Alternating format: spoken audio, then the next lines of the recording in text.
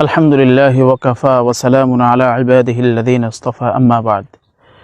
সম্মানিত দর্শক ও শ্রোতাবৃন্দ, আজকে আমরা আলোচনা করব কোরআনুল কারীমের ফজিলত নিয়ে। প্রিয় ভাই বোনেরা, রমজানে কোরআনুল কারীম অবতীর্ণ করা হয়েছে। এই জন্য রমজান এবং কোরআনের মাঝে অত্যন্ত গভীর সম্পর্ক রয়েছে।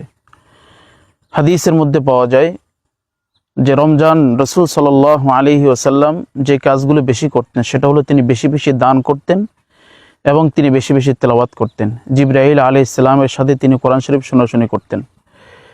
তাই আমরা আজকে কোরআনুল কারীম তেলাওয়াতের ফজিলত নিয়ে আলোচনা করব। কোরআনুল কারীম তেলাওয়াতের ফজিলত অনেক বেশি, কয়েকটা ফজিলত আলোচনা করব। 1 নম্বর ফজিলত, যারা কোরআনুল কারীম তেলাওয়াত করে আল্লাহ তাআলা তাদেরকে নিজের পরিবার বলে উল্লেখ করছেন। ইবনে মাজার বর্ণনায় আসছে, রাসূলুল্লাহ সাল্লাল্লাহু আলাইহি সাল্লাম ইরশাদ করেন, আল্লাহ তাআলা বলেন যে দুনিয়ার মধ্যে আমার কিছু আহাল আছে। প্রশ্ন করা হলো, মান হুম ইয়া রাসূলুল্লাহ, এরা কারা? তখন রাসূল সাল্লাল্লাহু আলাইহি সাল্লাম জবাব দিলেন, হুম আহলুল কোরআন, এরা হলো ওই সমস্ত লোক যারা কোরআনুল কারীমকে বেশি তেলাওয়াত করে, কোরআনুল কারীম নিয়ে পড়ে থাকে, এরা হলো আল্লাহ তাআলার আহাল। আবু দাউদের বর্ণনায় এসেছে, রাসূলুল্লাহ সাল্লাল্লাহু আলাইহি ওয়াসাল্লাম ইরশাদ করেন, আল্লাযী ইয়াকরাউল কোরআন ওয়া হুয়া মাহিরুন বিহি, যে ব্যক্তি কোরআনুল কারীম তেলাওয়াত করে এবং সে তেলাওয়াতে পারদর্শী হয়, মা'আস সাফরাতিল কিরামিল বারারা, এই ব্যক্তি কিয়ামতের দিন আল্লাহ তাআলার নৈকট্যশীল ফেরেশতাদের সাথে উঠবে। হাদিসের শেষ পর্যায়ে রাসূলুল্লাহ সাল্লাল্লাহু আলাইহি ওয়াসাল্লাম বলেন, আর যে ব্যক্তি কোরআন শরীফ ভালো করে পারে না, কষ্ট করে পড়ে, ফালাহু আজরান, এর জন্য রয়েছে দ্বিগুণ সওয়াব। তিরমিজির বর্ণনায় এসেছে, রাসূলুল্লাহ সাল্লাল্লাহু আলাইহি সাল্লাম বলেন, যার অন্তরের মধ্যে কোরআনুল কারীমের কোনো কিছুই নেই, কালবাইতুল খরিব, তার অন্তরটা পড়ে থাকা বা বিরান অন্তরের মতো। এজন্য আমাদের উচিত হলো রমজান মাসে বেশি বেশি কোরআনুল কারীম তেলাওয়াত করা। দ্বিতীয় ফজিলত, রাসূলুল্লাহ সাল্লাল্লাহু আলাইহি ওয়াসাল্লাম ইরশাদ করেন, যে ব্যক্তি কোরআনুল কারীমের একটি হরফ পড়বে, আল্লাহ তাআলা প্রতিটি হরফের বিনিময়ে একটি করে নেকি দিবেন এবং এক একটা নেকিকে 10 গুণ পর্যন্ত বাড়িয়ে দিবেন। এটা হলো রমজান ব্যতীত। সুতরাং যে ব্যক্তি রমজান মাসে কোরআনুল কারীম পড়বে তার সওয়াব তো 70 গুণ হয়ে যাবে। ইখলাস যদি ভালো থাকে কি পরিমাণ হবে এটা আল্লাহই ভালো জানে।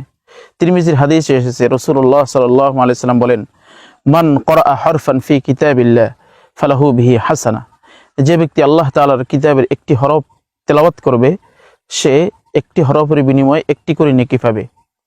ওয়াল হাসানাতু বিআশরি আমসালিহা, আর এক একটি নেকিকে 10 গুণ বাড়িয়ে দেওয়া হবে।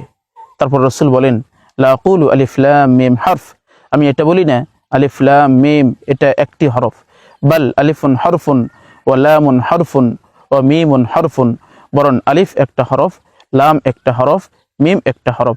সুতরাং যে ব্যক্তি আলিফ লাম মিম এতটুকু তেলাওয়াত করবে এই ব্যক্তি রমজানের বাহিরে 30টা নেকি পাবে, আর রমজানে তো অনেক বেশি পাবে। আরো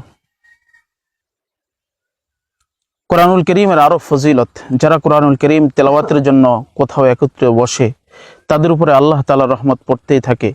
ফেরেশতারা তাদেরকে ডেকে রাখে এবং তাদের উপর আল্লাহ তাআলা সাকিনা তথা শান্তি নাজিল করতে থাকেন।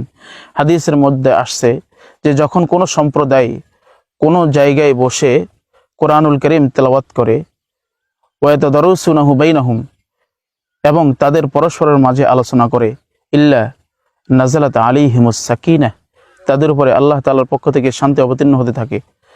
ওয়া হাফাতহুমুল মালায়েকা, ফেরেশতারা তাদেরকে ডেকে রাখে।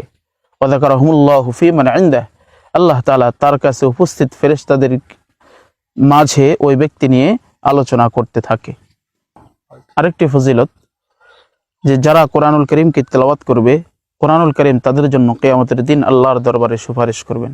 হাদিসের মধ্যে আসছে, আসসিয়াম ওয়াল কোরআন ইয়াশফাআন লিল আবদ, কোরআন এবং রোজা বান্দার জন্য আল্লাহর দরবারে সুপারিশ করবে। কোরআনুল কারীম বলবে, মানাতুহুল নাওমা বিল লাইল, আমি তাকে রাত্রিবেলা ঘুমাইতে বাধা দিয়েছিলাম, সুতরাং আমি তার জন্য সুপারিশ করছি, আপনি আমার সুপারিশ গ্রহণ করুন।